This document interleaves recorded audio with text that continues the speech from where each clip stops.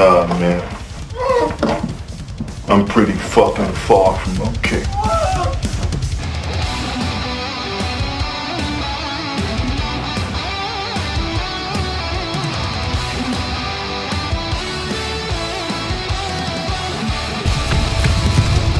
The SV-510 Warrior is a British Tier 6 BR 8.0 infantry fighting vehicle that proves that strapping a big fuck-off rocket to literally anything will make it a good tank. This little chavmobile was built to replace the chassis of vehicles like the Falcon and is still in service today, mostly in the free-for-all known as the Middle East. In War Thunder, this is actually a tank that can keep its own in up tiers and as such doesn't make you completely want to off yourself. The Warrior is powered by a Perkins Rolls-Royce V8 Condor engine with a maximum of 550 of Her Majesty's Grand Ascot winners, and as such goes like investigations into mass rape gangs. Just kidding, that shit doesn't go anywhere. This means that it can hit 25 to 30 miles per hour on most terrain, and can do the same speed backwards and quickly, and unlike its Surf African competition, can actually go uphill.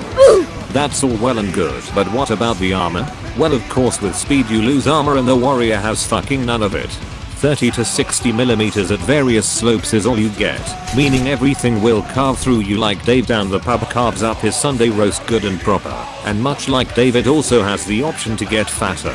These side skirts with barely any composite armor do basically nothing but make your vehicle look hella cool, and will give you a better chance with the council estate slags. So what about the third stage of the tank trilogy, the armament? The Warrior is equipped with a 30mm gun that fires the same 110mm penetration rounds as the Falcon, but in 6-round clips, much slower and worst of all, unstabilized. This means that it's mostly good for killing the sides of MBTs and taking out a crewman or two, but generally they will either turn towards you or kill you before you can say Brexit. However, by now you will have noticed the large protrusion from the top of the tank, and this is unfortunately a Franco-German missile. A Brit's worst nightmare. Fortunately the Milan 2 is a quite good second-gen missile with a top speed of 200 meters per second and 730 millimeters of pep, meaning you can generally one-shot or disable most tanks, even those above your BR. Finally, thermal sights can be equipped, meaning that if you're a lazy bastard you don't need to actually look for tanks but just spot them and fuck them up. Now we have covered the characteristics. How do you play the obliterator of Remainers? To start, load about 35 clips of APDS frozen Lincolnshire sausages with the remaining spare hardened Yorkshire puddings, so you can pretend to use them against aircraft, and ideally have the Milan 2 researched, although the first one is a-okay. When you spawn in, use your good speed to get into bullshit spots, and especially those where enemies can't see you easily, as you are as soft as the liver of any Englishman down the pub on a footy night. As said before, this thing is generally good to take into higher tiers, but just remember that you may not be able to pen all armor like some bullshit communist turrets, so your main aim is to disable Ivan and Dimitri the gunner and driver. Generally, launching a missile at the center of the gun will fuck with the tank enough to make it no longer a threat, and you can easily close the distance and pen his side armor. Generally you want to keep at a distance if spotted so you can guide the Milan properly, and if he doesn't see you, you can engage from extreme range like everyone in the UK at the minute. Just kidding, Mayo.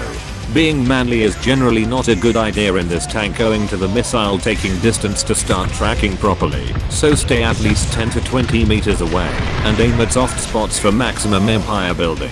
Use your 30mm to shoot side-on tanks or SPAAs dumb enough to face you, and use the normal belts to shoot down impending choppers and planes. Additionally, you must remember that your missile cannot be fired above 1 mile an hour and your cannon is unstabilized, so basically don't expect to fire and move ever. You only use your maneuverability to get out faster than the average Brit becomes a complete prick when moving to London.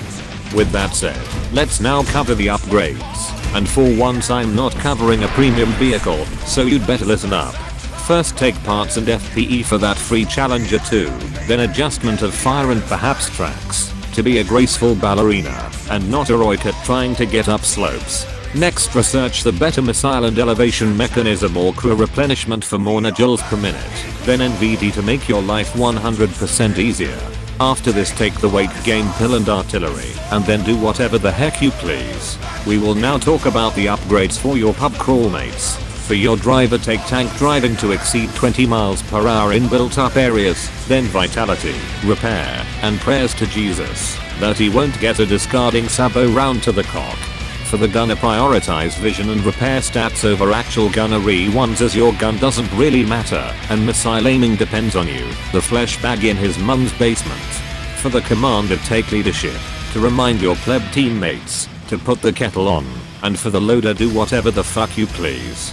By following these simple steps, you will find that this is the correct way to play the FV510 warrior. Now go out there and participate in the invasion of a small Middle Eastern country because the US told you to do so.